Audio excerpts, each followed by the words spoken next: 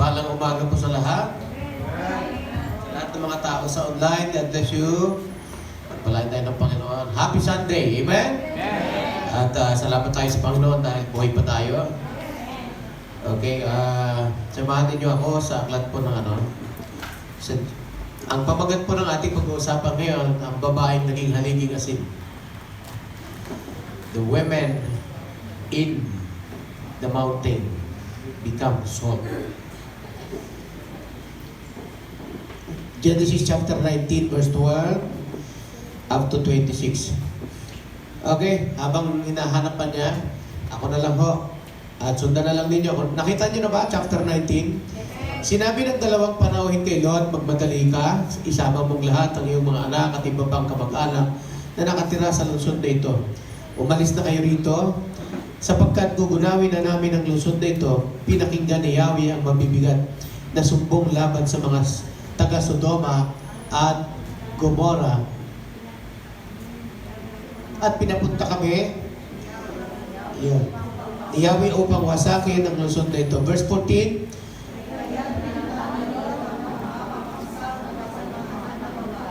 at sinabi sa kanila, umalis na kayo agad sapagkat wawasakin ni Yahweh ang lungsod na ito. Ngunit akala nila ay nagbibiro lamang si Lot. Nang magbubukang liwayway na, inapura ng mga anghel si Lot, magmadali ka, umalis na kayo ng iyong asawa at mga anak nang hindi kayo madamay sa pagbawasak ng lungsod. Nagtubili pa si Lot, ngunit sa habang ni Yahweh, halos kalad-kalad na sila ng mga lalaki palabas ng lungsod. Pagkatapos, isa sa mga anghel ay nagsabi, iligtas ninyo ang inyong sarili. Huwag kayong lilingon o hihinto sa libis. Magtago kayo sa kaburulan para hindi kayo mamatay. Ngunit sumagot si Lot, huwag na po roon, Ginoo. Napakalaki na ng utang na loob ko sa inyo. Napakabuti ninyo at iniligtas ninyo ako. Ngunit napakalayo ng mga kaburulan. Baka hindi na ako makarating doon ng buhay. Verse 20, hindi ba maaaring doon na lamang sa maliit na bayang iyon? Oo, sige. Doon na kayo magpunta at hindi ko awasakin ang bayang iyon. Ngunit magmadali kayo. Hindi ko maitutuloy ang gagawin ko hanggat wala kayo roon. Maliit ang bayang iyon, kaya ito ay tinawag na Zoar. Mataas na ang araw nang makarating si Lot sa Zoar. Sa kapalamang pinaulan ni Yahweh ng apoy at asupre ang Sodoma at Gomora. Tinupok ni Yahweh ang mga lungsod na iyon at ang buong libis ng mga mamamayan doon, pati ng mga pananim. Ngunit lumingon ang asawa ni Lot, kaya't ito'y naging isang haliging asin. Salamat po, Panginoon, sa salita mo na aming pagbubali-bulayan. Tunghayan po ninyong aming puso, nilalagay ka namin ngayon sa pinakakalagitnaan ng aming panambahan. Ayan nyo na encourage ang bawat isa, maging aware, maging handa kami sa anumang mangyari sa buhay namin. Din sa lahat ay hindi mawala yung aming pagtitiwala sa iyo. Tulungan mo kami sa umagang ito, dear Holy Spirit, in Jesus' name. Amen. Makakaupo na po tayo lahat. So, maraming upset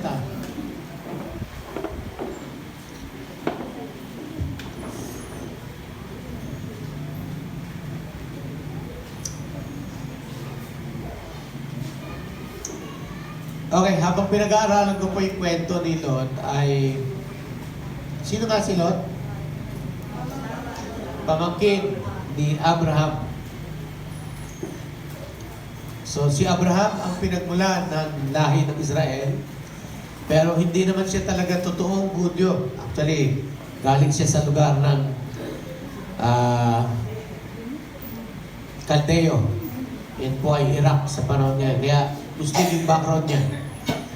So, meron pong ilang mahalagang kailangan nating matutunghayan sa umagang ito. Bakit ba ang babae na ito ay naging haliging asin? Bakit kaya?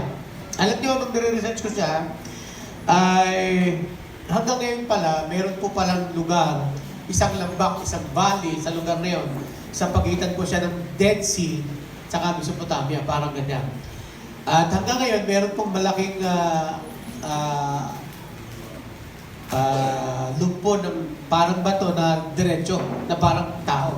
Pero ayon sa pag-aaral, parang tumataas siya every year ng 2 to 3 inches. So lumaki ng lumaki. Kaya nangyari po ito after 2,000 years. So bago dumating si Christ ay 400 years, 4,000 years. So 2,000 years nangyari po yung pagpapaulan ng Diyos ng apoy sa Egypt, ay sa Sodoma at Gomorrah. Okay, alam natin na parang mahirap ipangaral sa panahon natin to ngayon. Pero siguro may mga panahon na ang mga prophet sa Israel, kahit yung mga messenger sa Israel, hindi nila agad-agad ito ipinapangaral sa kadahilanan na maselan yung mga bagay na itinuturo patungkol. Parang ang tawag natin doon ay dooms prophet. May mga dooms prophet at may mga encouraging prophet. Sa Bible, pag sinabing dooms prophet, naku, yan na naman kayong propetang gugunaw ng mundo yan. Naalala ko yung ninong kong pastor, si Pastor Rapi, pag dadating na siya sa munisipyo ng Kalumpit, sasabihin na ng mga taga-Kalumpit, naku, magugunaw na naman ang mundo. Si Pastor Rapi Paulino ay pag mangangaral yun, nauwi lagi sa pagbabalik ng Panginoon. At parang yun yung forte niya. No? Pero as the Spirit conviction, kami naman ay aral. Kami naman ay nagsuri, nag-aral. At pinakamahalaga sa pag-aaral ay ano ba yung pinag-aralan mo, tapos ano ba yung gusto naman ng Panginoon. So, nung iniisip ko po yan, hanggang kagabi, walang dumarating. Yan. Mahirap po gumawa ng mensahe pag walang dumarating. Pero usually dapat Monday, meron na. Tuesday, yan, inuunti-unti mo na dapat yun. Pero kagabi, wala. Ang hirap. So, tulog muna ako. Hanggang sa, yun nga, dumating nga po yung mensahe ni Lord. At alam niyo po, hindi siya excited na i-share. Wala akong ganang i-share. Kasi nga, doomsday ito Ito yung araw ng, hindi siya araw ng kagitingan. Araw siya ng kaparusahan para sa mga bayan ng Diyos. So, ang kaibahan ay ayaw kong makarinig ng napapahamak, ayaw kong naririnig ng mga kapahamakan na yan, pero kailangan na po natin i-share yung totoo. Okay? Kasi ang nauuso ngayong pangangaral, mapagpatawad ng Diyos, mabiyaya si Lord. By the way, half truth. Kalahating katotohanan lang yan. Ano yung truth? Full truth. Ang katotohanan, mahal nga tayo ng Diyos. Pero sabi niya, sabi niya, yung pinapangaral natin sa lesson natin ngayon, nung nakarang araw, yun nung buong linggo nito, ang lesson natin, sa John 3:36, sabi niya, ang nagkaroon ng pananampalataya kay Jesus ay may buhay na walang hanggan. Pero ang hindi tumalima kay Jesus ay hindi matatanggalan at ang puot ng Diyos.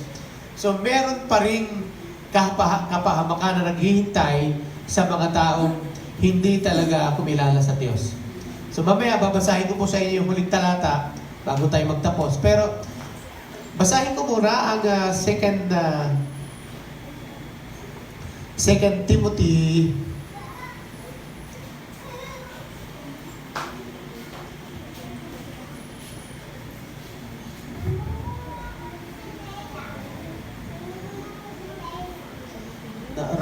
Thessalonians, 2 Thessalonians chapter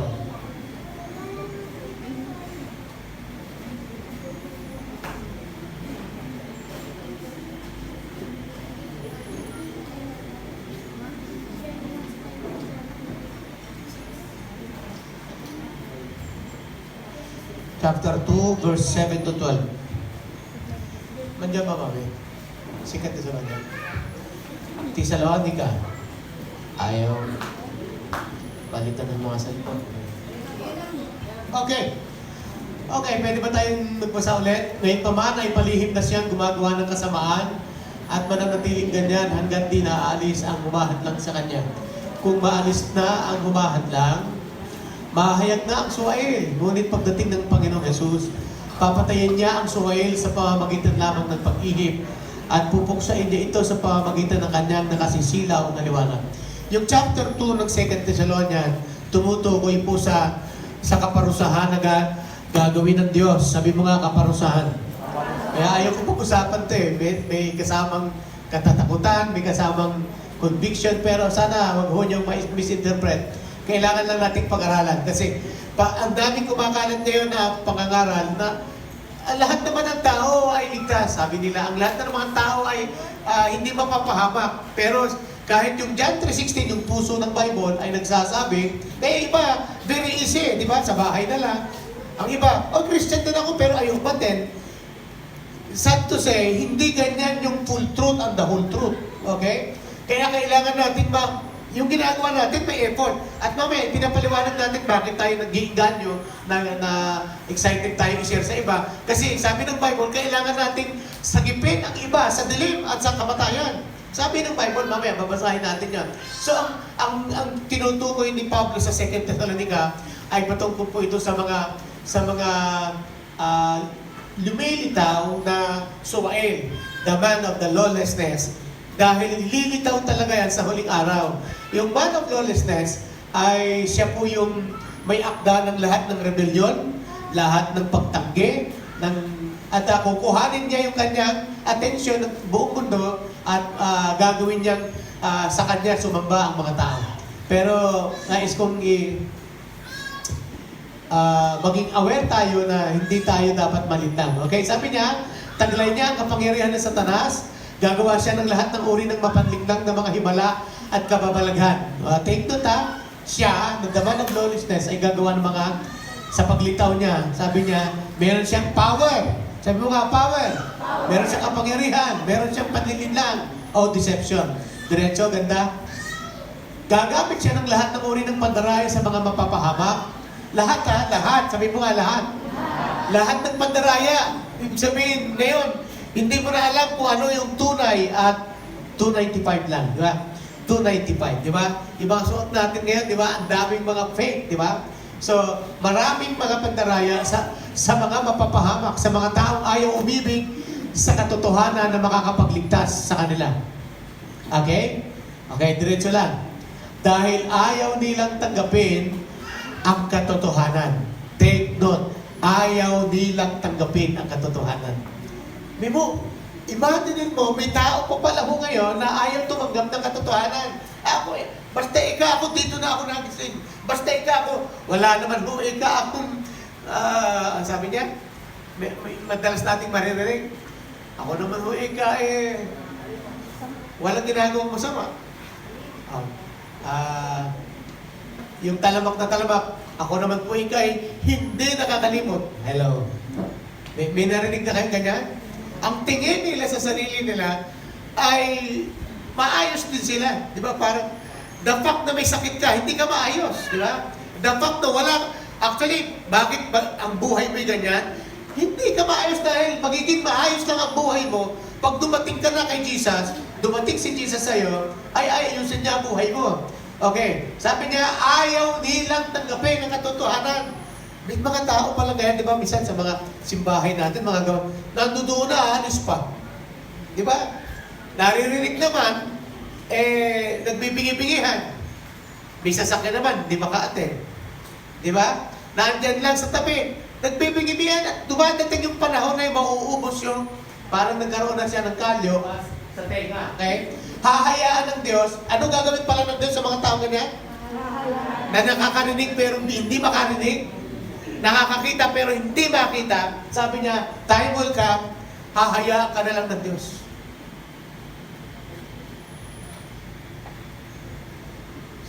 Aabot pala tayo sa gano'n, ano? Yung bang, wala nang dating sa'yo yung pakiusap ng mga taong nagmamahal sa'yo. Wala nang conviction. Sabi mo nga, walang conviction. Hahayaan ng Diyos na sila'y malinlang ng espiritu. Ano yun?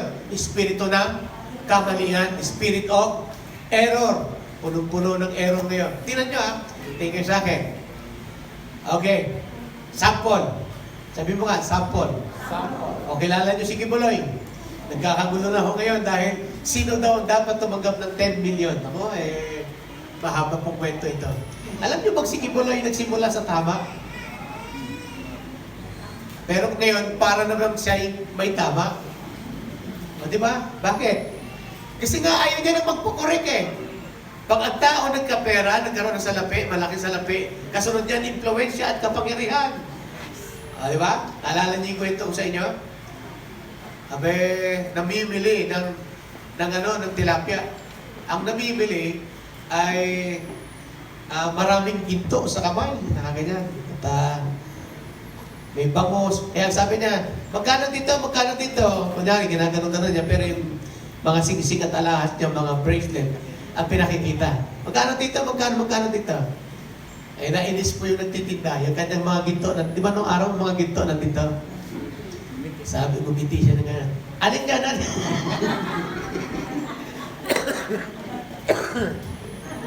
So, ang tao mag-aaral. Ayan ang buhay ng tao natin. Mag-aaral. Pagkatapos mag-aaral, ay magtatapos, magtatrabaho. Habang nagtatrabaho siya at nag-iipon, mahanap siya ng ibang posisyon, ng ibang mga trabaho, para mag-acquire pa ng maraming pera, salapi. At kapag marami na siyang salapi, kabuhayan, ang gagawin niya, tatakbo na siya ngayong mayor, o kaya konsihal muna, konsihal. Eh, saan ka nakakita? Saan ka nakakita ang bansa? Yung mga konsihal gusto maging mayor agad. Dito lang sa bansa natin. Di ba? Dito sa bansa natin, ibang klase. Katatakbo lang nung nakarang konsihal, talo pa nga. Ngayon, magiging mayor na. Dito ka lang makakakita. Alam niyo kung bakit sila tumatakbo? Kasi may poproteksyonan silang hanap buhay na walang ibang magpoprotect kundi sila lang. Gagets niya? Okay. Kaya pag sila yung nakaupo na, ano na meron sila? Powers. Di ba? Meron silang kapangyarihan. Naalala ko po, hindi naman siya yung mayor namin. Abay, nanampal ng pera. Nanampal dun sa palengke. Tinaob yung nagtitinda ng magbabangus doon, tsaka magtitilapia sa mga palengke. Kilala ni Kuya Angke yun. Parang pamilya. Di ba? Eh, kilala din natin, di ba? At di may wang, hindi mo ba ikaw ako nakikilala? Sabi, eh, sikat na sikat. Ang tao ganyan, pag may pera na, hindi mo na matatouch yan. Hindi mo na siya magagalaw. Hindi mo na siya mapagsasabihan. Kaya, tumutubo yung ating ego, yung ating pride, hanggang sa bandang huli, wala. Kaya dapat, lagi tayo ma-attend. Alam niyo kung bakit? Bawat attend mo, tinatanggalan ka ng sungay ni Lord eh. Di ba? Kahit pastor, katulad ni Kimberly na yan, yumabang ng gusto. Akala niya siya na lang ang tama. Akala siya na ang Son of God. Talagang, may kalain mo, siya yung Son of God. At ang pinakamatinding nilagay niya sa mga tao ay, kapag ikaw ay ginalaw ng anak ng Diyos, ay berhin ka pa rin, sabi niya. Di mo, magtakin mo na bilog yung mga utak ng mga tao. Eh, daming kumalma. Noon, wala silang magagawa. Ngayon, meron. Sabi mo, may katapusan ang lahat. May katapusan ang lahat. Di ba? So, pag nagkaroon na ng powers, kapangyarihan, sumubra na dulo, minsan, hindi mo na maitutuwid. Kaya ang ganda sa church, kapag umaatin tayo, pag umaatin ka tuwing linggo, yung patubo pa lang na sungay, kapain nyo nga yung ulo nyo kung walang sungay. Wala ba? Yan. Hindi nyo po alam, may mga sungay po tayo, ako meron. Nanunuwag po ako eh. Noong una. Pero, bawat lapit ko kay Lord, tinatanggal na rin yung sungay ko. At ang delikado pag hindi ka umatin, humahaba. Humahaba na gano'n. Yung iba naman, glory. Meron tayong glory. Yung gloria na kalawalatian ng Diyos na nasa sa atin, bilog ho yan eh, pag nakikita siya sa espiritual.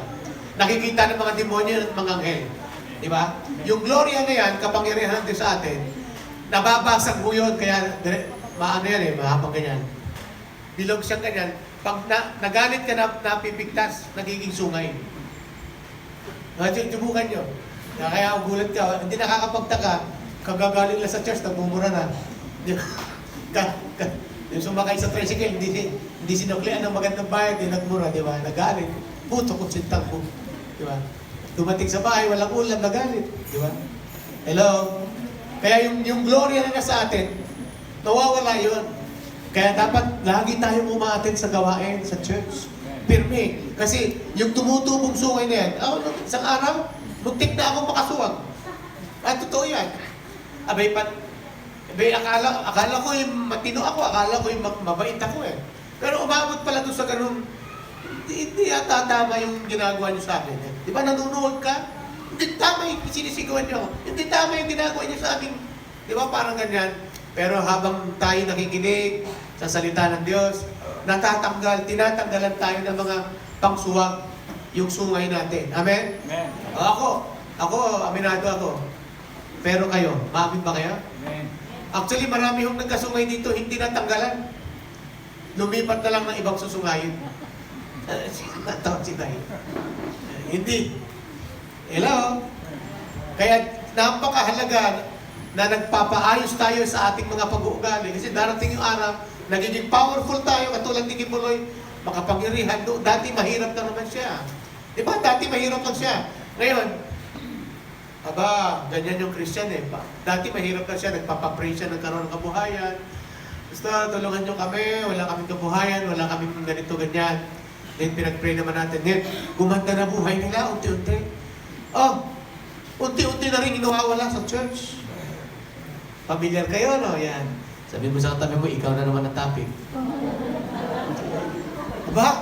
Nung gumaganda na buhay, para bang nalilibang na, hindi na umaatang, hindi na nakikita. Diba? Kung kailan ka binless ni Lord, kung kailan ka inayos ni Lord, kung kailan ka pinagpala, pero huwag mong sisiguraduhin na ikaw ay blessed na. Isang pitik lang ni Lord yan. Alam nyo ba? Isang araw, padala ka lang ng sakit, isang cancer lang yan, ubos ka buhay mo. Hello? Kaya, mahalaga yung nandito tayo sa church, nandito tayo sa mga gawain. May divine protection sa atin lagi ang Panginoon. Hinihingi natin lagi yung sungay na yan matanggal. Kasi yung sungay na yan din yung daanan ni Satanas para makapasok sa utak at isip natin. Na akala mo ay katwiran mo, hindi po ito katokwiran. Kasi hindi siya sumasang-ayon sa salita ng Diyos. Nagsisimula siya sa panlilinlang at hinahayaan na tayo ng Diyos. Sige na nga, hayaan mo na nga siya. Di ba? So, sila'y nalinlang ng espiritu ng kamalian at naniniwala sa kasinungalingan. Pero na-hypnotize niya lahat ng mga tao niya. At ganyan yung kamalian na pumapasok sa ating mga simbahan at sa ating mga tauhan. Okay, nakikinig pa ho ba bawat isa? Sa gayon, mapaparusahan ng lahat. Oy, tingin kayo sa akin. Ito yung sabi ko. Parurusahan. Sino daw? Ang lahat ng pumili sa kasamaan. Sino?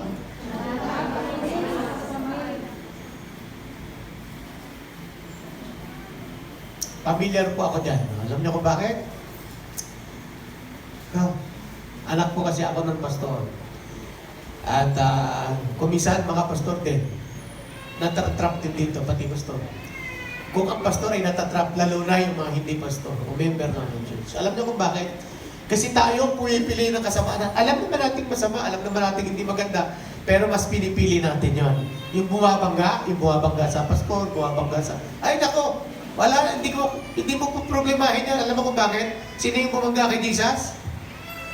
Sino bumangga kay Jesus sa mga alagad? Member ni Jesus. Ha? Si Judas. Ano nangyari kay Judas? May ginawa ba si Jesus? Wala. Wala siyang ginawa. Anong nangyari kay Judas? Nagbigti. Kaya yung mga Judas, magbibigti yan. Hayaan mo sila. Magbibigti yan. Wala kang gagawin dyan. Si Lord, bahala dyan. Magbibigti yan. Diba? So, lahat ng pumili sa kasamaan sa halip na tumanggap sa katotohanan. And now, ito yung mga panahon na pwede pa tayo mamili ng katotohanan. Pero yung meron talagang taong ayaw matweet sarili niya. Matweet gusto niya. Okay, mga kapatid na minamahal ng Panginoon, dapat kaming magpasalamat sa Diyos dahil sa inyo, kabilang kayo sa mga unang pinili. Oy, sino dito yung napili na? Kaya tawag sa atin Pilipino, pili na, Pino pa, okay? Upang pagkalooban ng kaligtasan sa pamamagitan ng Espiritu Santo at ng inyong pananalig sa katotohanan. Diretso. Tinawag kayo ng Diyos sa pamamagitan ng magandang balita na ipinahayag namin sa inyo upang makasama kayo. Okay, sabihin mo nga, makasama. Makasama. Iba po yung makasama, makasama. Marami sa atin nakikisama sa nakikisama. So, ang makasama, iba ho yan. Kaya kayo sa kalwalatian ng ating Panginoong Jesucristo. Yun yung kalwalatian, the glory that God is entrusted to us, kami. Kaya nga mga kapatid, magpakatatag kayo sa mga katotohanan itinuro namin sa inyo batay sa sinabi at sinulat namin. Sabihin mo nga, magpakatatag. Ay, nasaan na tayo? Okay. Yun, sabi niya, at dahil sa kanyang kagandaang loob ay nagbigay sa atin ng hindi nagbabagong lakas ng loob at matibay na pag-asa. Yun. Bigyan nawa kayo ng Panginoon matatag na kalooban upang maipahayag ninyo at may sagawa ang lahat ng mabuti. Amen, amen. Tuloy ho tayo. Ano na yan? Okay. Number 1, para ho sa ating dapat maging aware tayo. Number 1, beware of deception and lies. Verse 11 to 12. Sabi niya, dahil ayaw nilang tanggapin ang katotohanan na hahayaan ng Diyos na sila'y malinlang. Kaya pagka ikaw ayaw mo nang nagpapakorek, hayaan ka na ni Lord. Isang araw, hahayaan ka na lang ni Lord.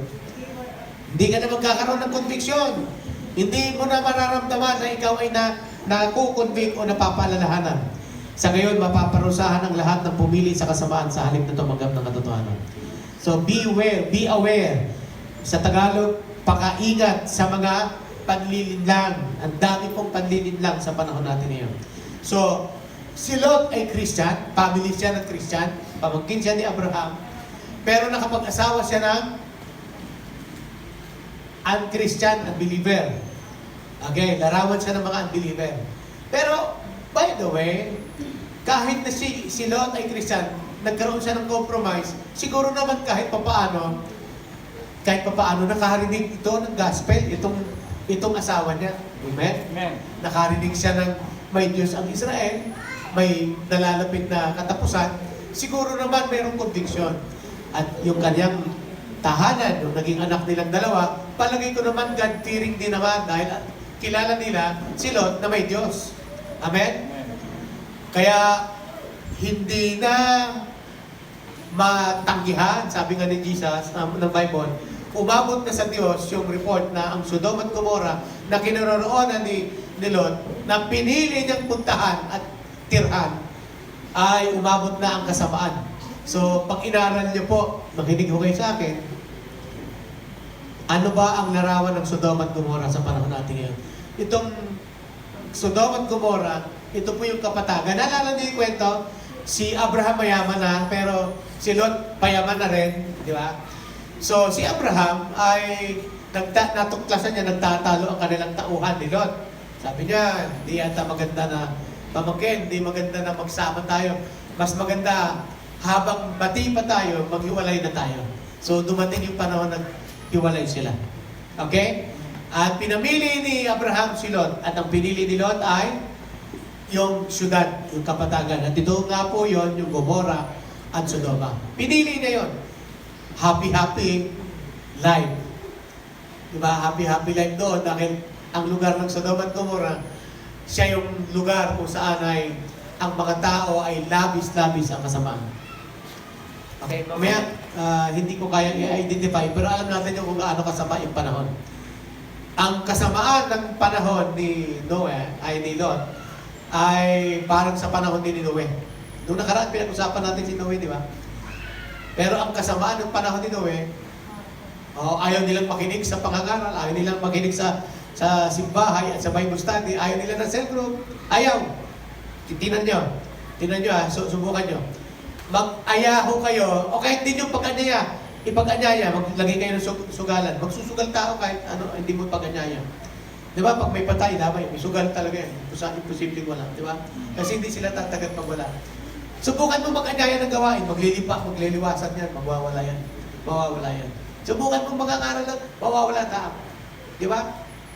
Subukan mo, halika magpa-ipostati tayo, halika magsimbahin tayo. Nagtakbuhan, nawawala. Ganyan ang tao sa panahon ni Noe. At yan din ang panahon sa panahon natin. At yan din yung panahon ng sinasabi ng Biblia, ng panahon ni Lot. Ang mga tao ay walang pakundangan sa Diyos, ang mga tao ay hindi nakikinig sa Diyos at labis na kasamaan.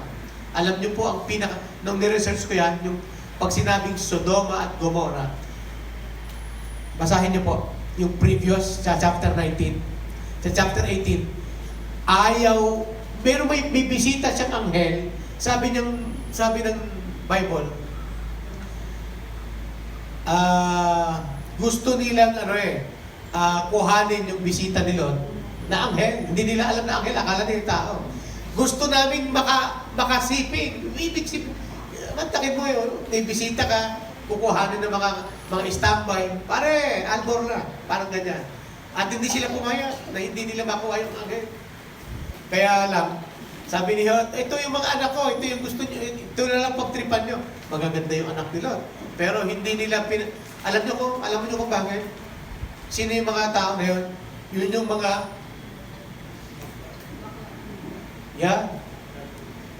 meron mga lalaki to pinaligiran nila yung bahay ni Lot. At ayaw nilang sumiping sa babae, gusto nilang sumiping sa, Di mo anghel pa gusto. Marami ngayon mga mukhang angel lang. Kaya ganun katindi ng kasamaan ng Sodoma at Gomora. Ayaw na ng tao sumiping sa kapwa, may iba nga ayaw na Okay, so kagabi mayroon akong pinos at ano yun? Sabi ko kay Ate Amy, sino nakapanood? Sa music ko lang panood. Yung guest natin, di ba may kalaban siya yung guest natin ng concert, si Gia.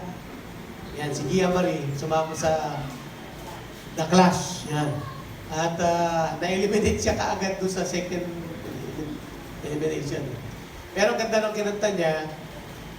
Pero yung sabi ko nung umpisa pa lang yung Mami, boy or girl? Sabi ni Mami, parang boy. Hindi, girl. Di ba? Naalala niyo yung itsura ng kalaban niya. Tapos nung kumanta na siya, kaya-kaya ako ni Gia ito. Kasi kilala namin si Gia, mataas talaga boses ni Gia, tsaka matindi. Mga birit-birit. Siguro kinakabahan. At nanalo si Gia sa isang judge, pero doon sa dalawa, wala namang ano itong dalawa ng judge ito. Mahigpit si Christian na yung judge na bago. Bagsak si Gia. Pero ang point ko nga doon, yung kalaban niya, hindi mo alam, kuya o ate, di ba? At yun ang pinapanalo. At yan ang uso ngayon. Di ba? At delikado sa panahon natin ngayon na hindi natin ma-identify yung sarili natin. Amen? Amen? May mga deception, may mga, di ba? Kaya meron pong isang tao na nagpakamatay. Galing po siya sa ibang bansa. Magpapakasal po sila sa Palawan. At yung pakakasalan niya, Pilipino. Siya po ay isang American yata o half American tsaka half Arab, parang ganyan. So, gandang lalaki. At napakagandang babae namang Pilipina ang kanyang pakakasalan.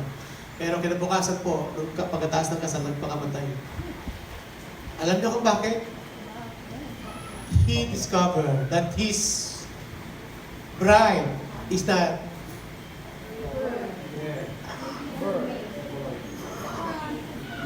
has a bird. Okay, excuse me. Okay? So, kailangan natin going straight. Pasensya na po kayo kung kayo ay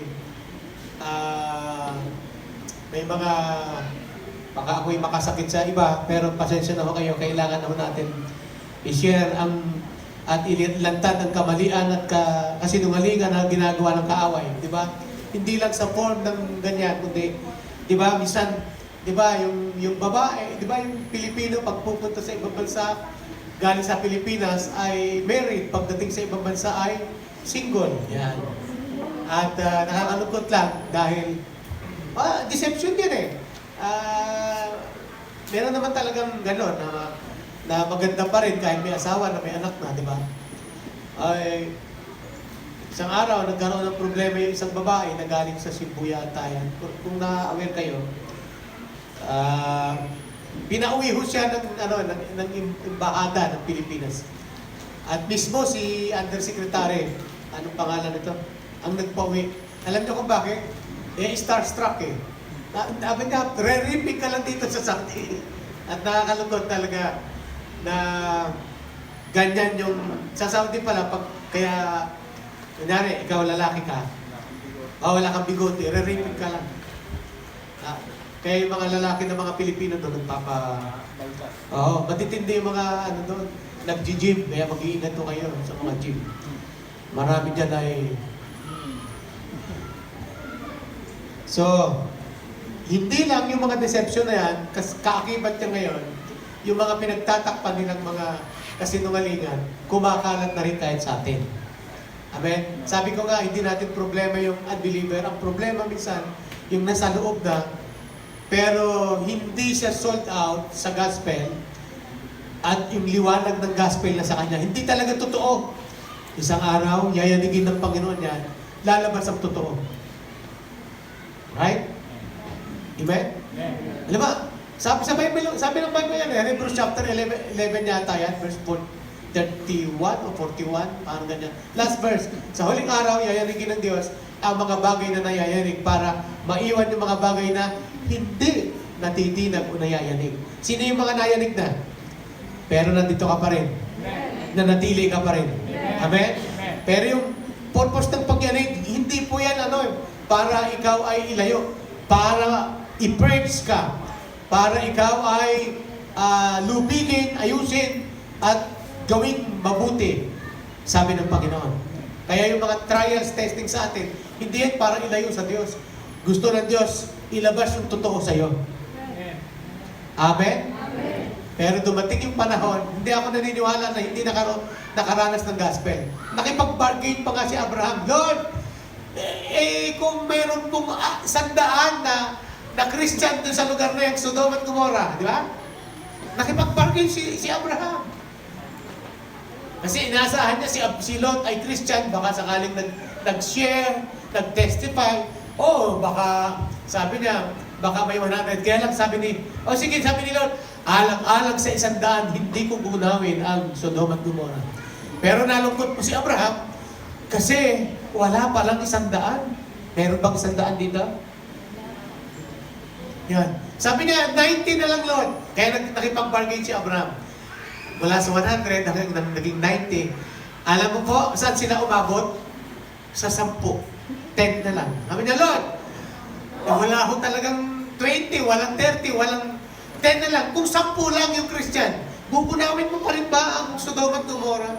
Sabi ni Lord, alang-alang sa 10, hindi na. Alam niyo, tingin kayo sa akin, importante. Alam mo, yung judgment ni Lord nandyan sa bawat isa sa atin. Pero dahil may isang nakakilala, namamagitan yun na para ang palo at galit ng Diyos ay hindi maibaba sa pamilya. Amen? Alang-alang sa isa na nakakilala, kaya nga ang promise ni Lord, di ba? Sabi ni Pablo, dahil sa isang naglingkod at nakakilala, hindi pababayaan ni Lord na hindi makakilala ang the rest of the family. Amen? At kaya kami nagkukumahog, kaya tayo nagkukumahog. Halika na, gawin na natin simbahay ang bahay nyo. Halika na, anyayahan mo na yung mga kapag-anak at kaibigan. Parurusahan sila. At sila po ay puno-puno ng mga kasinungalingan na kaaway sa kanilang buhay.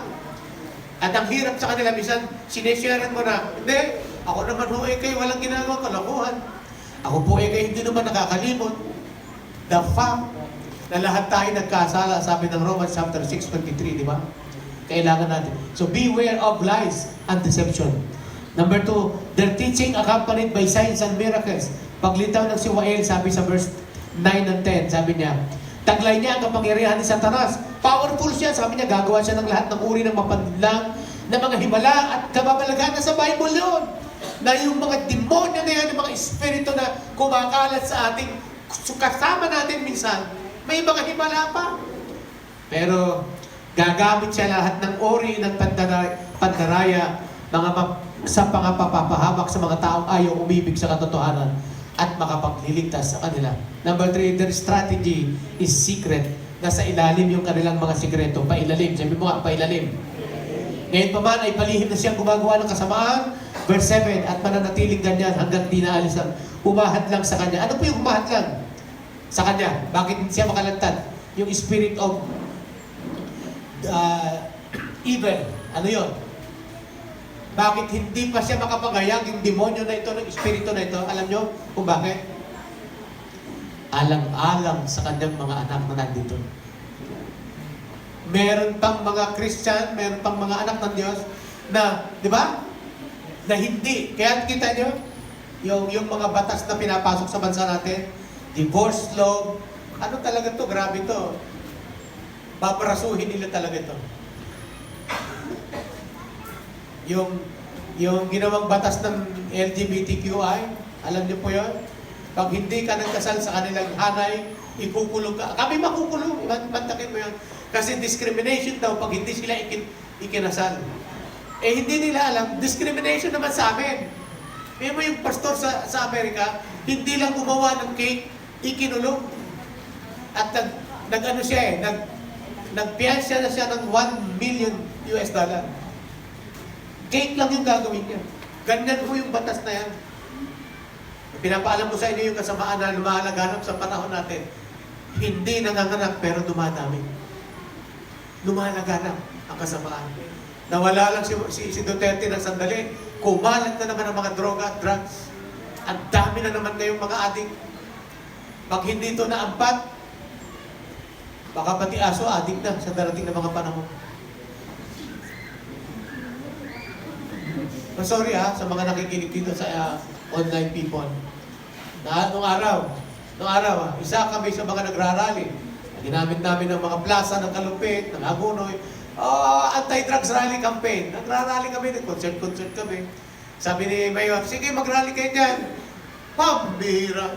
Natuklasan namin si Mayor pala, pakaraan mga... bagamat wala na si Mayor, sumalangit naman. Honestly,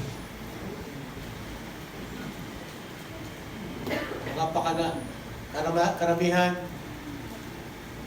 lalo ngayon, takbuhan na naman, mga religious sila pupunta sila sa mga simbahan. Di ba? Pupunta sila sa ating makikiisa. Pero ang kanilang mga motibo, malayo sa Diyos. Sila pala. Tinan nyo, nawala lang si Duterte ng sandali. Ang daming nakawanan. Alam niyo ba kung anong klaseng nakawan ang nangyari ngayon? Kung bibigyan ng ayuda lahat ng Pilipino, dapat mayroong 50,000 ang bawat isa. Kaya bigyan ng tigsi 50,000 ang bawat isa. Sa laki ng pondong para sa lahat.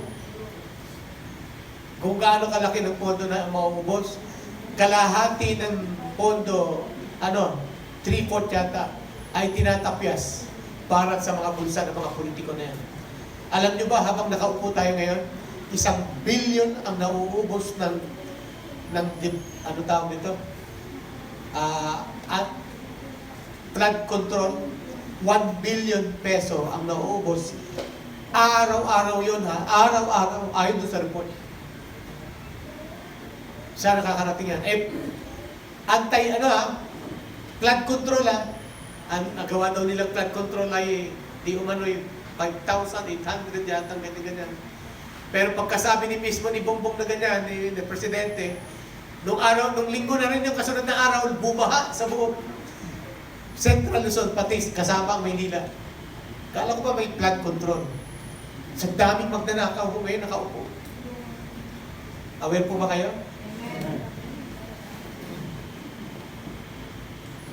At nakakalungkot. Ganyan yung paligid natin ngayon kasama. Ano mangyayari? Parurusahan. Gaano kaanis yung tao sa panahon natin ngayon? Pagtabihin mo yung babae at lalaki, matulog sa gabi, hindi mo sila magkakila. Tiyak na may mangyayari. Pustahan? Nakipagpustahan si Pastor. Totoo yan, di ba? At mag-girlfriend lang, hindi pwedeng walang gagawin yan. Maatin yan sa church. Ganyan kasama nung demonyo na nalalagay sa isip natin kasi nakikita natin naglipanan sa paligid yung kasamaan. Ayaw ko, hindi ko alam. Pero, lalo na yung mga nagsisikret-sikret. Yan. Pero kailan na panahon na para ilantad natin ang ating mga kaaway. Amen? So, Punta na tayo sa conclusion natin sa Jude chapter 1 verse 5. Jude chapter. Yan. Ingatan natin yung ating mga sarili na huwag mabiktima ng mga masasamang tao at elemento nito. Judas, o Jude chapter 1. Okay? Kung sisimulan natin yung verse 3, sabi niya, mga minamahal, ang nais ko sanang isulat sa inyo ay tungkol sa kaligtasang tinatamasa natin lahat. Ngunit nakita ko kailangan isulat sa inyo isang panawagan. Ano daw? Na inyong paninindigan ng pananampalatayang pinagkaloob minsan at magpakailanman sa mga banal. Tandaan natin, yung asawa ni Lot, Christian na. Kung hindi man siya Christian, fully Christian, at least sympathizer. At least, nakikiisa. Maaaring no choice siya, nakikinig siya sa Bible study, no choice siya, sumasama siya. So pag nagpipray si Lot, aware siya na may Diyos. Pati yung mga anak, yun na lang ang Christian. O sige, sabi ng Abel, umalis na kayo dyan. Papaulanan ko ng apoy, ang Sodom at Gomorrah, umalis na kayo dyan. Supposedly. Kaya lang, kinapos pa rin yung natitirang 5 Christian. Dahil yung asawa ni Lot, ano yung attitude ng asawa ni Lot? Dahil galing siya sa lugar ng mga taong materyoso. Sa panahon natin, materyoso ba yung mga tao? Na ipagpapalit ang dangal sa pamamagitan lang ng kapirasong pera o salapi.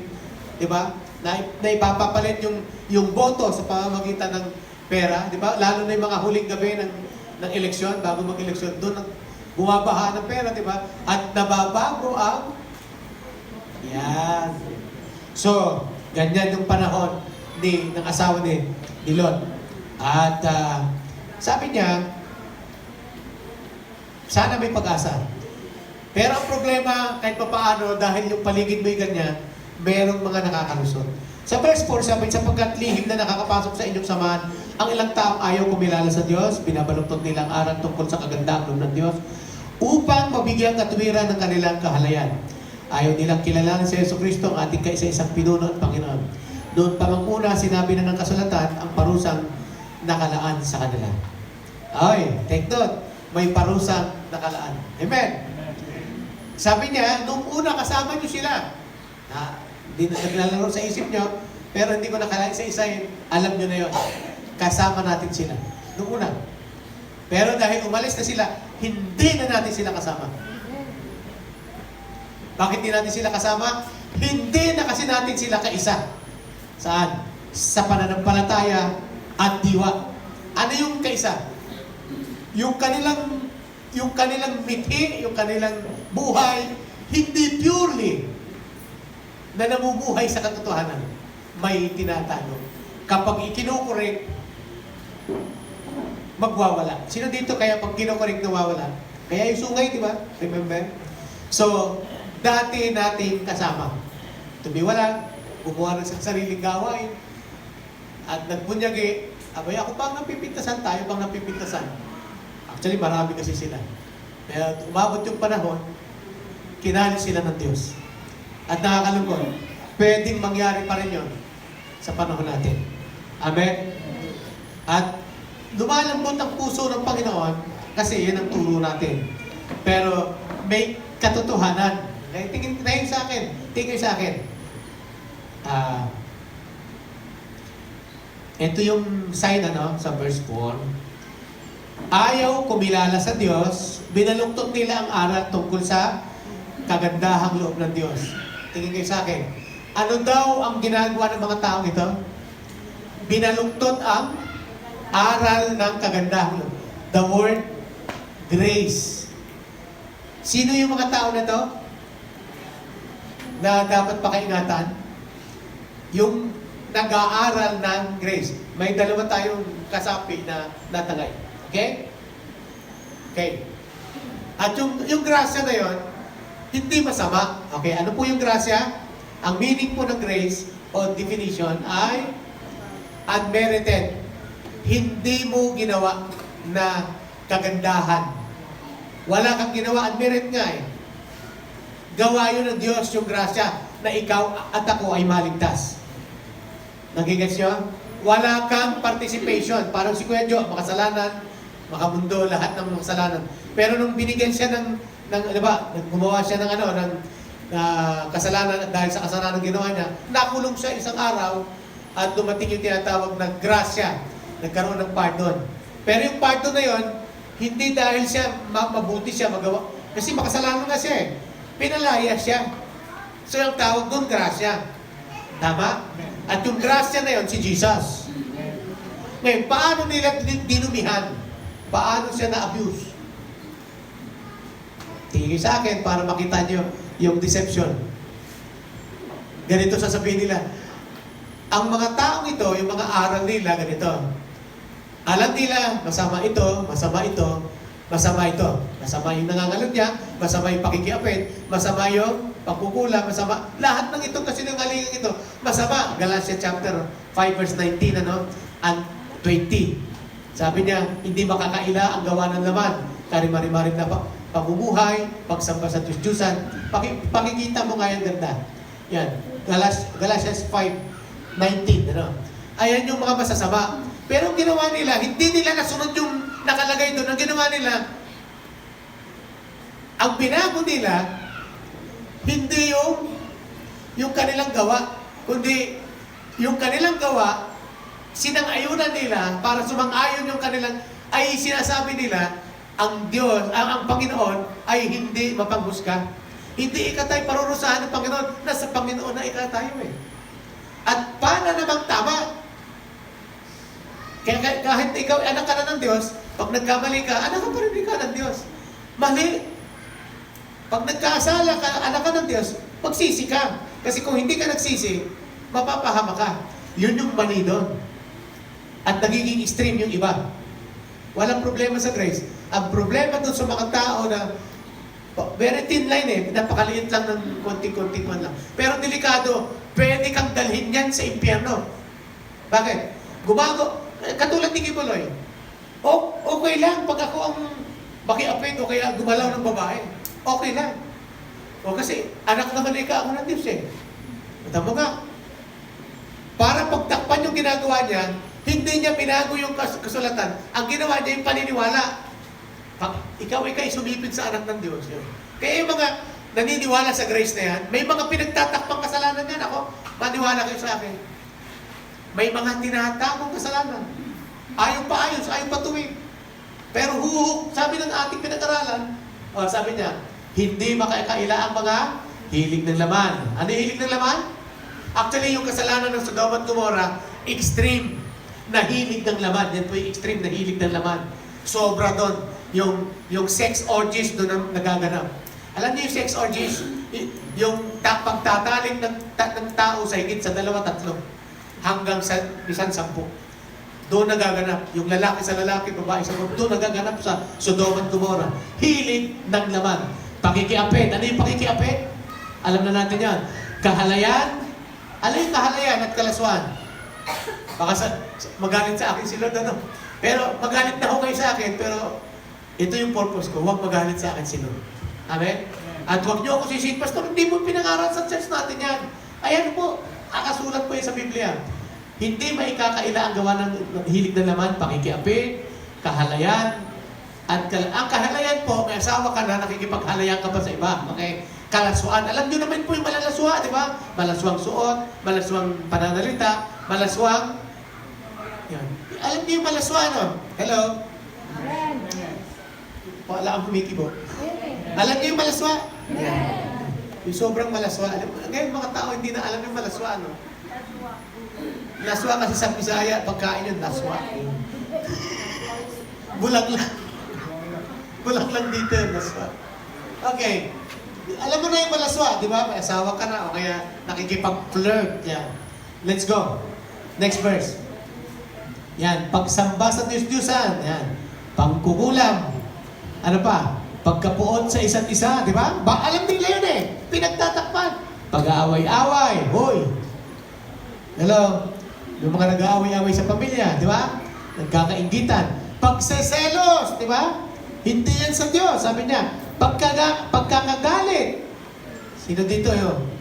Meron dyan sa bahay niya yung pagkagagalit. Napakatatagal ng galit, di ba? Launa. At kasakiman. Oo, yun na talaga. Lalo ngayon, may mga ayuda na kung gusto nila, sila lang. Yan. Pagkakampi-kampi. At pagkakabahagi. Masama pala yun, ano? Pagkaingit. Oy, wala na naingit tita. Absent, okay. Paglalasing. Sino dito naglalasing pa? Okay. Kalayawan. Oh, yung pagiging malayaw pala eh. Nung araw, ang kalayawan, hindi naman kasalanan eh, di ba? Jeff Rocks lang tawag yan. Nakasalayaw, Jeff Rocks. Nung araw, hindi kasalanan. Pero nalaman natin, alam niyo yung layaw? Alam niyo? Meron na. Gusto pa. Walang kasiyahan. At iba pang katulad nito. Ano sabi niya? Sabay-sabay natin basahin. 1, 2, 3, go. Muli kung kayong binabalaan ang gumagawa ng Panginoon Diyos. Hindi raw? Kaya sabi ko sa inyo, magalit na lang kayo sa akin, pero huwag lang magalit sa akin si Lord. Sino may sabi? Ang Bible. Amen? Si Lord. Kaya, obviously, yan po ang gawa ng laman. Kaya wala tayong may kakatwiran. Balik tayo sa talata natin kaginaganda sa Jude chapter 1. Lumundag na tayo, no? Sabi niya, tunis nila yung kaligtasan. At yan, para bang gumagawa sila ng pantakip, excuses. Yan. Okay, nakarang araw, gamitin ko lang example yung may pinsan si Ate Darlene, ano? Nakilala ko yon dahil mahilig kami sa ukay ni Kuya Jojo. Yan, dinala niya ako doon, Pastor, ito yung bag ko. Nakabili kami ng ukay. Nakausap ko, talaga, ay, pinsan pala si Darlene. And then suddenly, I realized, siya pala yung pinsan ni Darlene na nagkaroon ng problema. Sad to story, ano, na marinig ng lahat. Tingin kayo sa akin. Narinig niyo na ba yung salitang nasa kama ka na, bumalik ka pa sa banig? Ibig sabihin nun, ano ibig sabihin nun? Ligtas ka na, nakaranas ka na ng kaligtasan, nakakita ka na ng liwanag, bumalik ka pa uli sa dilim. Amen? Ba't namatay? Namatay ba lahat na ito? Pakiklik nga ulit. Pakiklik lang ng 7. Kaya Edwin, pakiklik. Ha?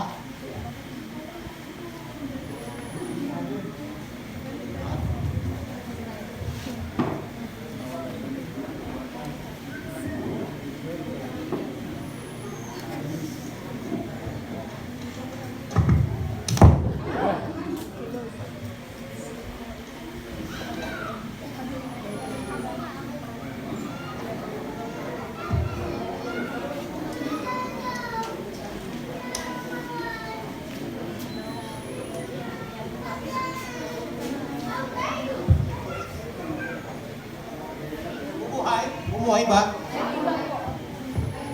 Nabuhay? Nag-click? Namatay. Okay. Sige, bilisan na natin. Anong oras naman? Okay. Mga kapatid ko, huwag mo kayo ma-offend na. Tagapangaral lang po ako. Hindi po ako ang may mensahe. Ang Panginoon po ang mensahe. Sino gusto ng buhay na walang gan? At kaligtasan? Okay. Gusto nyo ba ipangangaral ng church natin ay half-truth lang? Gusto nyo ba ay 1/4 lang ng truth? O konting truth lang? Pero ang dulo naman ay kapahamakan. Si Satanas, yan yung offer sa atin. Enjoy now and pay later. Parang credit card. Si Satanas ganyan, enjoy, sin today, and tomorrow you will die. Ayaw yan ng Panginoon. Amen? Nabukas naman. Itulak mo ng konti dito sa ito yung nakalihi sa dito. Yung tulak mo konti sa gitna. Yan. Okay, diretso ka na ha. Tapusin ka na natin. Okay.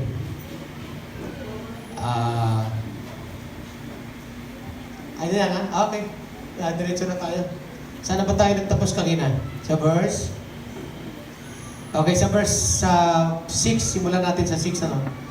Alahalahanin din ninyo ang mga anghel na hindi na natili sa kanilang dating kalagayan at kapangyarihan, sa halip ay iniwan ang kanilang tahanan, kaya't sila ay ginapos ng Diyos ng di mapapatid na tanikala at ibinalanggo sa pusot ng kadiliman.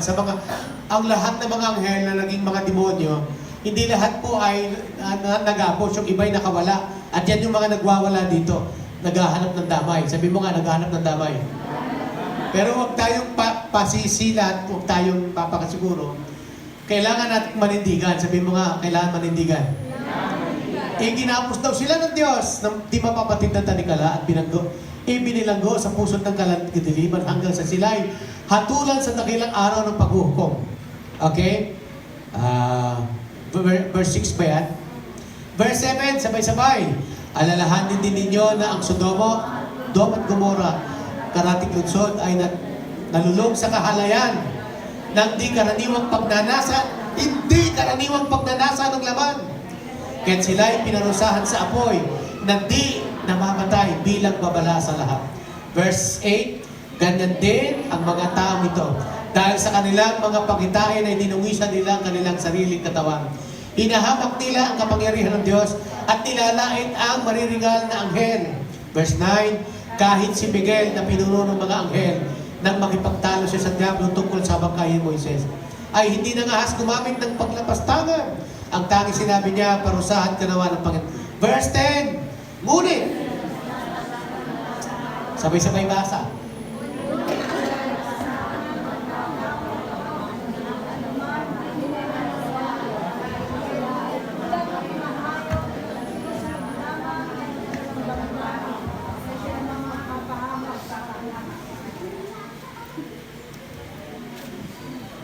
Buhay po ba dyan? Buhay? Buhay?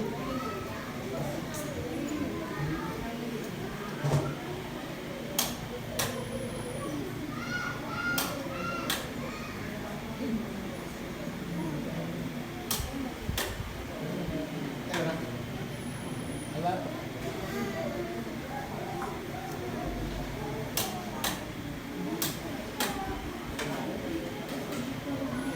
Ay, wala na. Wala. Wala.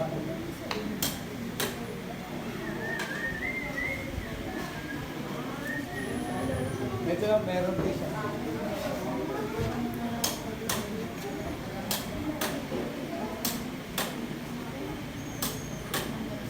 Wala pala.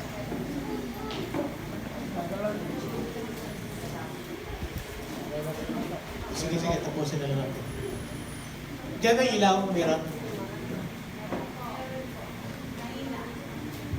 Okay. So, nasaan na tayo verse? Verse 10? Verse 10 ba tayo? Okay. Ngunit nilalapastangan ng mga tao ito ang anumang di nila na unawaan. Sila ay tulad ng mga hayop na sinusunod lamang ay ang kanilang damdamin, na siya namang mapapahamak sa kanila. Okay. Gusto niyo manawaan yung ibig sabihin nito? May mga tao ngayon na hindi po isinasalang-alang yung Panginoon at ang aral ng Panginoon. Basta kami nagkakaintindihan, parang ganyan. Wala, nag-guess yun? Basta kami nagkakaintindihan. Basta kami nagmamahalan. Yun lang yung kanilang Makinig po kayo. Kaysa mapahamak po kayo, may mahal kayo sa buhay, mga related sa inyo, warningan ako natin. Dadating talaga yung panahon, hahayaan na sila ng Diyos sa kanilang kagustuhan. Ibig sabihin, wala na silang chance para magbago at maging maayos at maging matino. Yan, meron na. Electric fan pala yun. Yan. So, huwag natin pahintulutan na mangyari sa kanila yan kasi inaalis nila yung sarili nila sa kalangitan. Ang portion nila, yung silid nila, yung langit na para sa kanila, inaayawan nila. Yan ang sabi ng Biblia. Sinusunod lamang nila ang kanilang damdamin. Gusto ko eh. Yan. Gusto ko eh. Nagmamahalan kami eh. Naalala niyo yung kwento ko?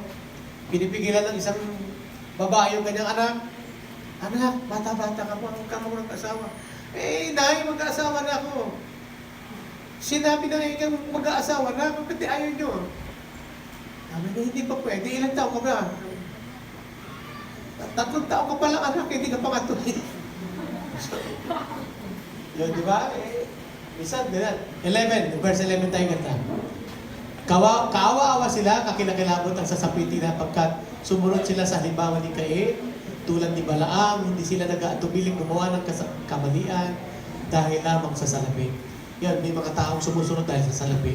Naghimagsik silang tulad ni Korah, kaya sila'y namatay ting katulad nila. Diretso? Yan. Wala akong time para ipaliwanag isa-isa. Napakalaking kahihiyan at kasiraan puri ang sila'y makasama ninyo. Uy! Napakalaking kasiraan ang makasama natin. Yung mga sa salo-salong pangmakapatid. Wala silang iniintindi kundi ang kanilang sarili. Para silang mga ulap na tinatangay ng hangin, ngunit hindi nagdadala ng ulan.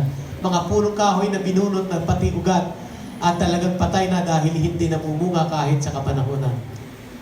Sila'y mga alon sa dagat na ang bula ay ang kanilang mga gawang kahiyahiya, mga ligaw na bituin na nakalaan sa kadiliman magpakailanman. Tapusin na natin. Tungkol din sa kanilang pahayag ni Enoch kabilang sa 7 salimlay. Mula kay Adan, sinabi niya, tingnan ninyo, dumarating na ang Panginoon kasama ang kanyang libu-libong mga anghel upang hatulan silang lahat. Paparusahan niya ang lahat ng ayaw kumilala sa Diyos dahil sa kanilang mga kasamaan at paglapastangan sa Diyos. Ang mga taong ito'y walang kasiyahan. Yan. Ano pa?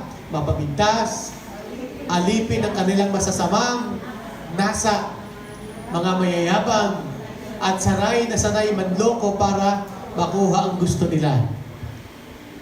Mga minamahal, alalahanin ninyo ang sinabi ng apostol ng ating Panginoong Hesukristo. Diretso? Doon pa'y sinabi na nila sa inyo, sa huling panahon may lilitaw ng mga tao mapanlait, yan, at alipin ang masasamang nasa ng laman. Ito mga taong lumikha ng pagkabahabahagi, mga taong alipin ang kanilang masasamang nasa at hindi pinananahanan ng Espiritu. Ngunit magpakatatag kayo. Sabi mo nga, magpakatatag tayo. Ibig sabihin ng magpakatatag, manindigan tayo sa katotohanan. Amen? Ano po ibig sabihin nun? Ang mali ay mali, ang puti ay puti, at ang puti kailanman hindi magiging itim. Amen? At hindi pwedeng putim.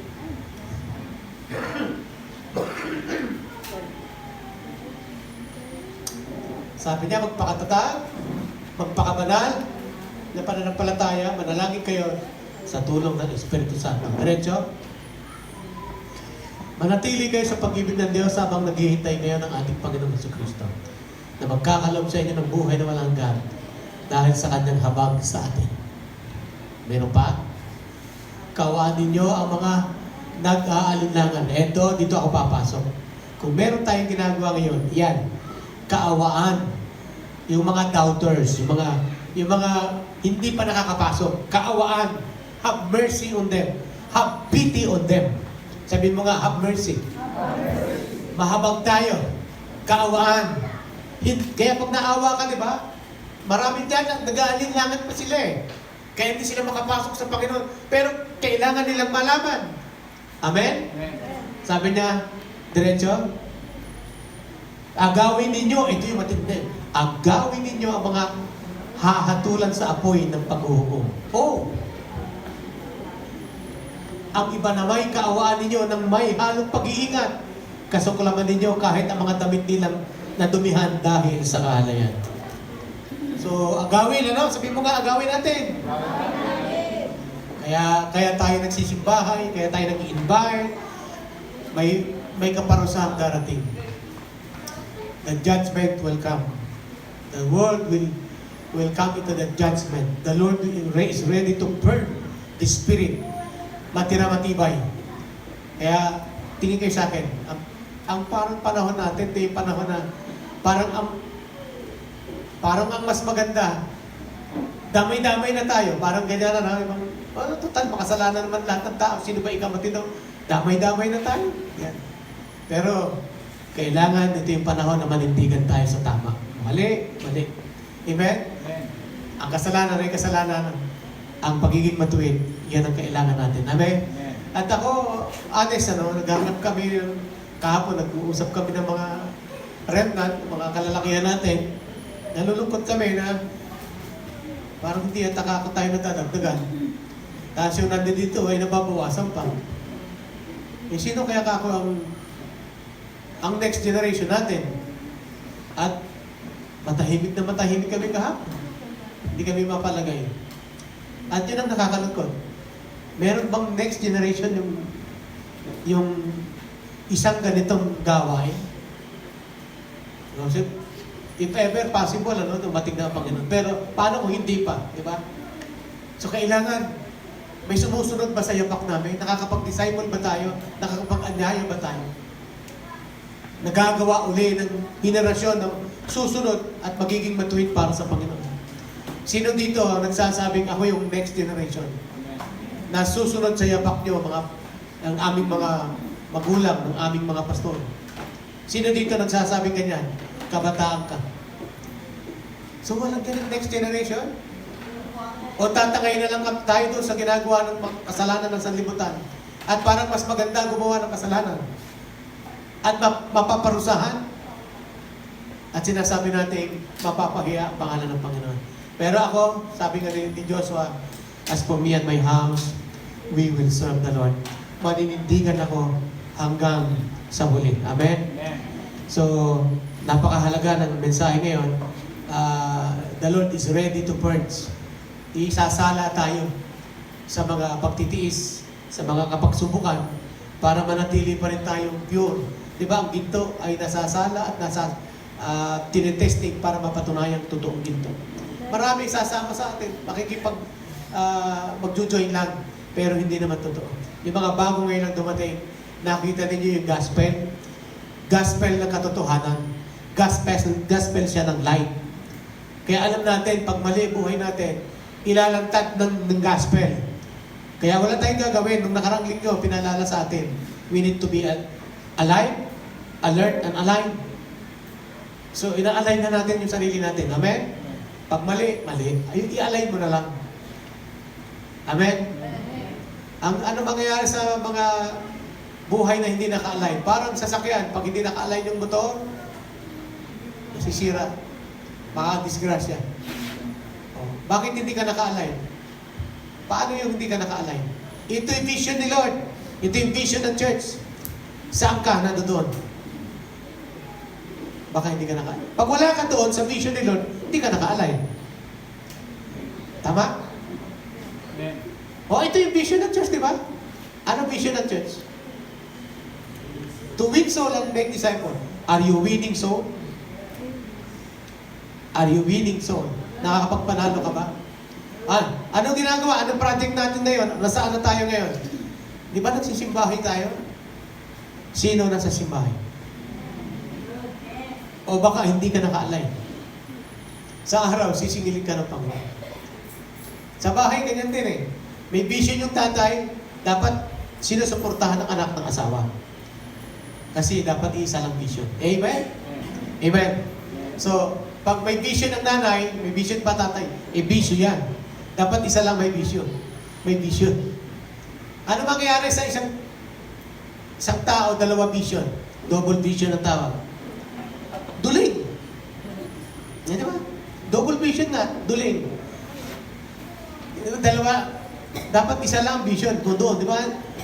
Try nyo, pag maduduling ka talaga, pag dalawa vision, dapat isa lang. At driver dapat ganyan. So sa church, isa lang vision natin. Amen? At ang vision natin, balik tayo kay Lord. Agawin. Ano? Paalalahanan. Aba, ganda ng mga, nung nag-ano tayo sa simbahay, nagpapaalala. Ano ang pinakamataas mong pangarap itong linggo na to? Napakaganda ng mga sinabi at sinalita ng mga kapatid natin sa bawat simbahay. Ang pangarap ko po, ang pinakamataas kong pangarap, madala po ang aking buong pamilya sa Panginoon at sa church. Halos lahat, average ay halos nagsalita ng ganyan. Tanong, meron ka na po bang ginagawa regarding that?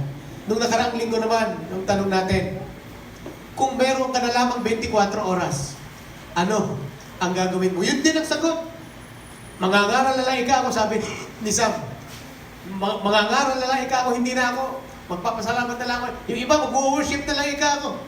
Yung iba, magbabanding kami ng pamilya namin. Nagkaganda ng sagot at talagang bilib ako. Tanong, may gumawa na ba doon sa mga sumagot? Na magsishare po ako. Siyempre, huling araw mo na eh.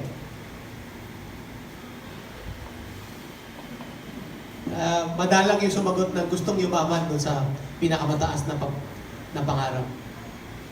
Ako, pag yumaman ako, si Lord lang ang mapapupurihan. Maraming matutulungan simbahan, maraming pastor ang dapat mabilhan ng mga dapat bilhin o gawain. Diba? Alam niyo, marami sa mga gawain natin kulang-kulang, kapos-kapos, diba? Walang ang gitara yung mga gawain natin. Pero alam niyo, kung yun yung pinakamataas mong pangarap na hindi pa nagagawa, sabi ni Lord, anak, pwede naman natin sabayan yan. Sabihin, kasama mo si Lord, umpisahan na natin. Sino dito, agree kay Lord? Na pwede niya nang umpisahan yung mga pinakamataas yung pangarap. Agawin ang mga kalalo. Agawin yung mapapahamak. Agawin sa apoy na nagliliyab na impyerno ang mga tao na hindi kumikilala sa Panginoon. Why? Kawawa ho sila. Alam niyo po ba yung kapahamakan? Eternal. Eternal. Kaya eternal life and eternal punishment. Pag sinabing eternal, walang hanggan. Walang hanggang buhay, pero dito walang hanggang kamatayan. Walang hanggang pagdurusan. Kagabi may pinos ako. Naalala niyo yung pinos ko kagabi? Si Dr. Willie Ong. Nakakalungkot ano? Hindi niyo nabasa yan? Si Doc Willie Ong, nagkaroon po ng sakit na sarcoma cancer.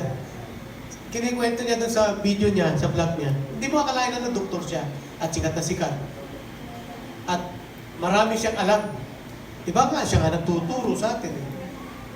Alam mo, sinabi lang ng Panginoon, pagdating sa ganyan, walang exempted. Mapadoktor ka, mapapastor ka, wala lahat. Pag dinatnang ka ng mga karamdamang ganyan, at wala kang magagawa. Kahit mayaman ka, mauubos ka. Yung sinasabi niya, 3 days siya, walang humpay na hiyaw. Sabi niya, para kang sinasaksak sa likod araw-araw ng kutsilyo. Grabe, ginidescribe niya, sobrang payat na niya eh. Nakakita mo? Pero hindi ko natapos yung video na kung saan natapos. Pero yung point ko lang ganito. Yung ganyan, buhay ka pa, pinaparusahan ka na. Di ba? At yun, itong mga kasalanan na pinabanggit kanina, ay kasalanan siya sa Diyos, pero at the same time, pintuan siya ng mga demonyo sa atin. Kaya pag gumawa ka ng ganon, pintuan siya ng diablo at demonyo. Ano nangyayari sa'yo? Para makapasok siya, makapagdadala siya ng kasamaan sa'yo at hatol. At ang pinaka-worst, hindi lang naman siya nagnakaw, at magsinungaling. Sabi niya, meron pa siyang mission. Alam niyo yung mission pa niya? Pumatay. Kaya hindi siya papayag na hindi kanya patayin. Pagpasok niya, sisiguraduhin na hindi ka na niya bubuhayin. Ano gagawin? Papatayin ka na niya. Ano dadalhin? Sakit. Kaya yung kasalanan na nabanggit kanina, mga pintuan lahat, mga demonyo din yun. Mga spiritual na kalaban din natin yun. Kaya kita mo yung mga walang humpay na inang, walang humpay na paninigarilyo, lahat may kaakibat na ganti. Kaya yung sama ng loob, galit, may ganti rin yan sa puso din natin babalik. Kaya anong pipili natin? Mabuhay tayo sa piling ng Panginoon at hindi tayo maliligaw. Kundi, sabi ko nga, yung buhay na walang hanggan, hindi mo mararanasan doon sa langit. Dito pa lang ngayon, nang nag-decide ka na tumanggap sa Panginoon, dito nagsisimula ang buhay na walang hanggan. At buhay na kasiyasiya. Amen? Sino may gusto noon? Sino may gusto? Dito pa lang sa buhay nito, buhay na walang hanggan na. Kaya pag nabuhay ka sa kasalanan, nagugulat ka na lang isang araw, papatayin ka na ng demonyo. Hindi mo pa alam. Habang nagsasaya ka, kasi nakapasok na yung mga Espiritu. Ano yung dala ng Espiritu? Sakit at karamdaman. Isang sakit lang, mauubos na kabuhayan mo. Papatayin ka niya. Pero sabi ni Jesus, magandang balita, I have come that you may have life. The life of abundant life. Maraming tao pinipili si Jesus, pero taliwa sa buhay ni Kristo ang ginagawa. Pero kung meron ganyan dito, you have time. We have enough time. Ito na yun ang binibigay sa atin ng church ni Lord. Hindi pa huli lahat. Sabi mo nga, hindi pa huli lahat. Pwede bang pasalamatan natin si Lord? Thank you, Jesus. Thank you, Jesus. Sige, salamat. Alam niyo, hindi lang ganyan yung pasalamat ng taong kinahabagan, kinasiyahan at sinamahan ng Panginoon. Hindi lang dapat ganyan ang gagawin. Kasi alam mo, talagang, grabe, nilipat tayo ng Diyos mula sa dilim tungo sa liwanag.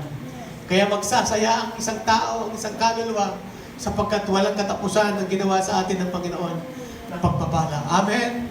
Amen? Hallelujah. Thank you, Lord. Thank you, Jesus. Napakaganda ng kabutihan ng Panginoon sa atin. Hallelujah. Salamat po, Panginoon. Sinasamba ka namin, pinasasalamatan ka namin. Salamat sa mayamang biyaya. Thank you, Lord.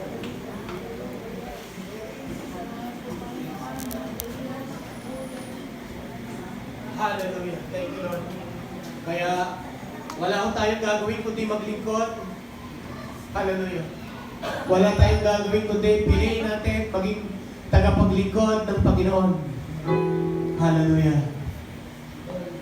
Sino dito, inaayawan mo yung paglilingkod, isang araw diyan ka rin babagsak. Tulad ng buhay ko ay isang patotoo.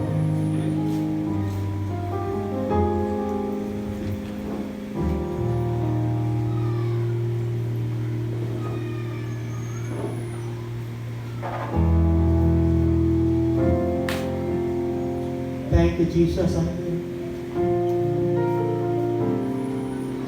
Sabi ko po kagabi sa aming gawain, makasalanan din ako. Dumaan din ako sa, naging biktima din ako ng kaaway. Sabi mo nga, biktima lang. Napuno ng sama ng loob ang aking dibdib, ang aking puso. Kaya sa batang edad, nakabuo ako ng mga pangalang gusto kong paghigantihan at patayin. Balak ako ng mamundok para maghiganti. Araw-araw nararamdagan ng sama ng loob yung aking puso. Araw-araw nasasadlang ako sa puon at galit na hindi ko alam kasalanan para sa Panginoon. Salamat, kinahabagan ako ng Panginoon. Yung plano ko ay nawala, nasira dahil nakialam ang Diyos. Sabi mo, nakialam ang Diyos. Yung dapat kong sasamahang kaibigan na nasa bundok, isang commander ay napatay.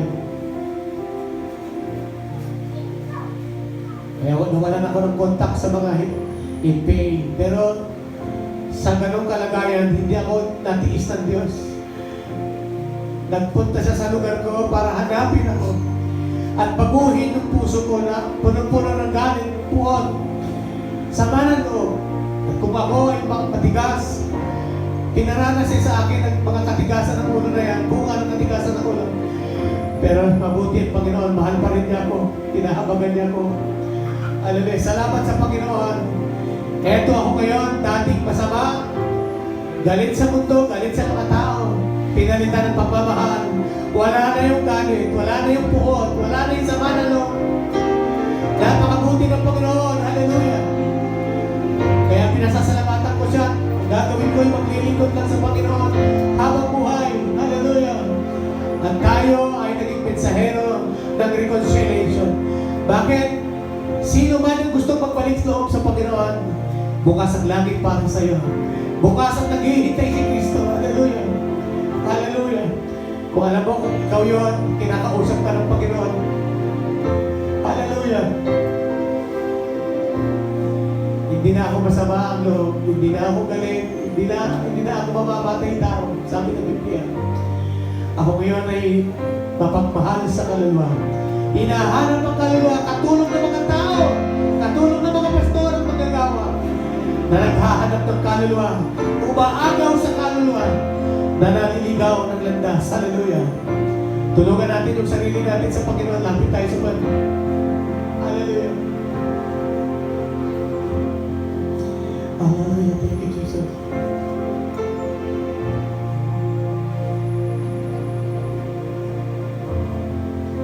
Habang hindi nakapagdapat,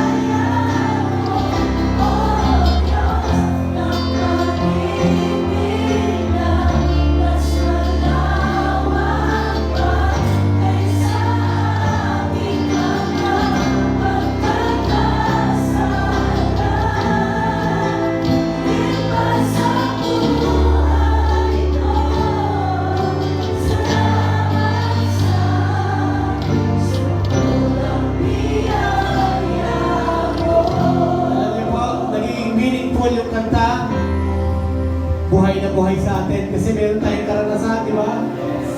Hallelujah. Inanayang po awitin natin yung ikalawang stanza.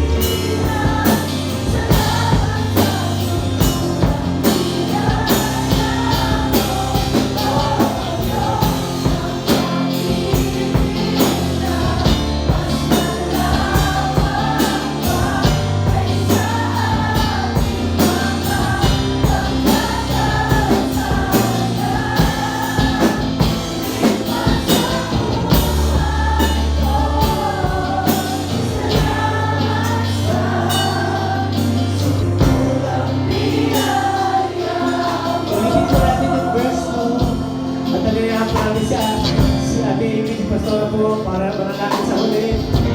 Kaya po mag-ministry sa iyo, Panginoon, as we enjoy this moment from the presence of God. Hallelujah! Hallelujah! Ang walang sala.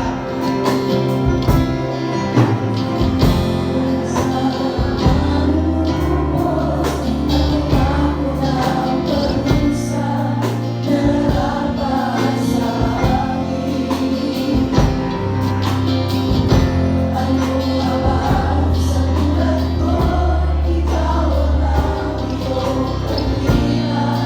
ang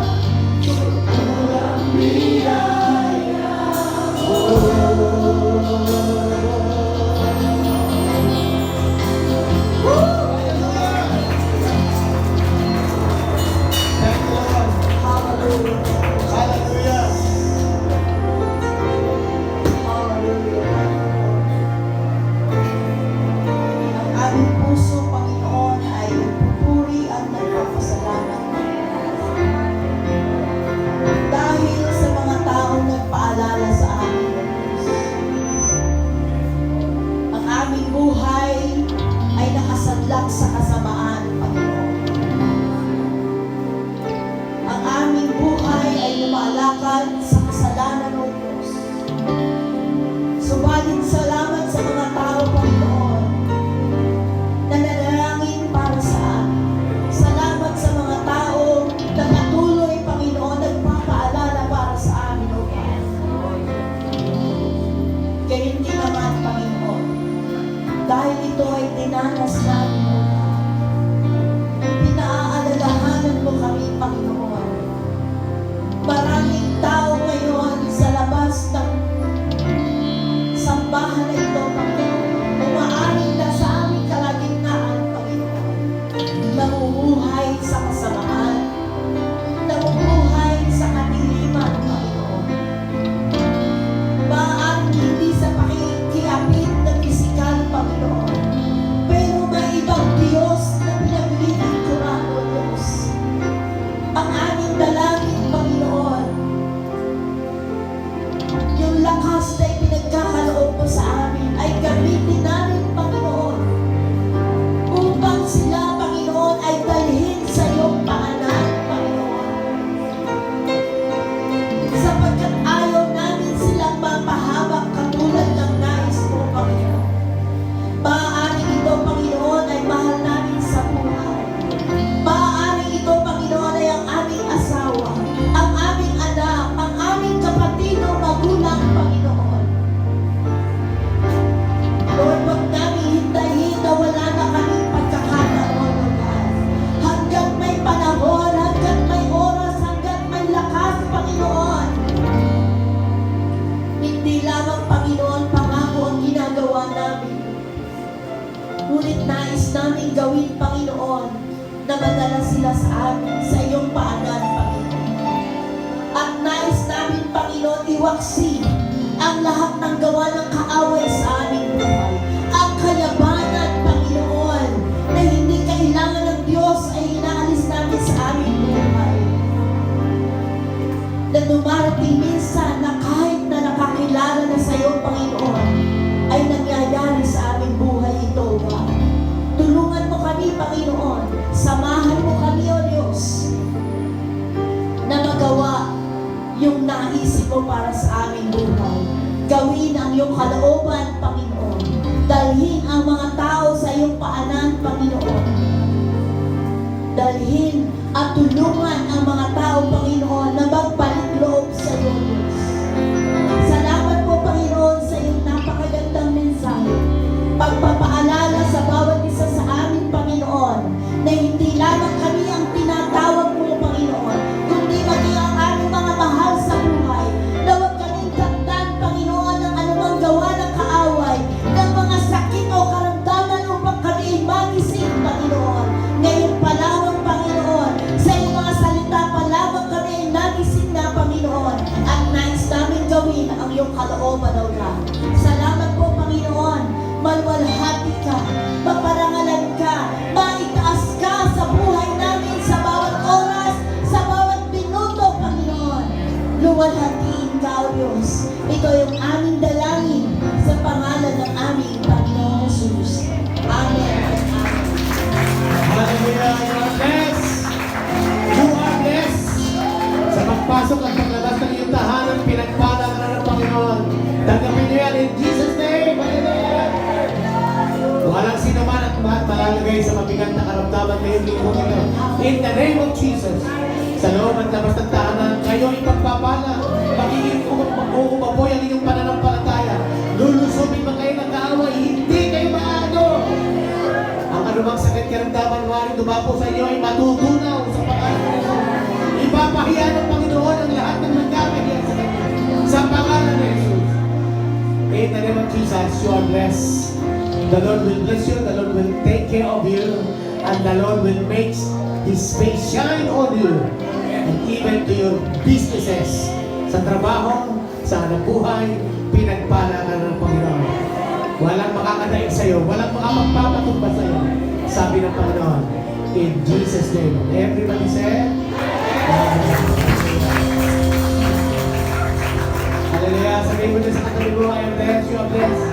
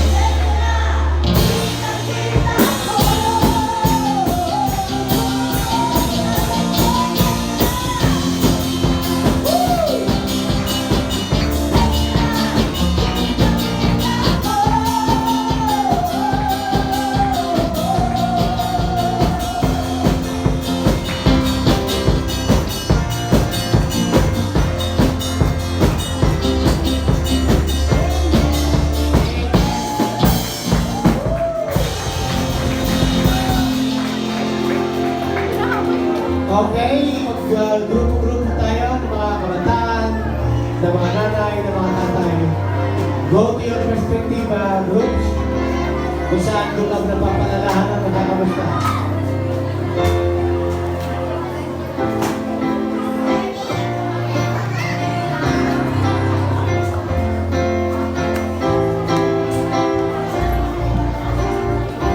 Sa lahat ng mga tao sa online, all the blessings of God that God intended to you, receive them in the name of Jesus. The Lord will take care of you in Jesus' name.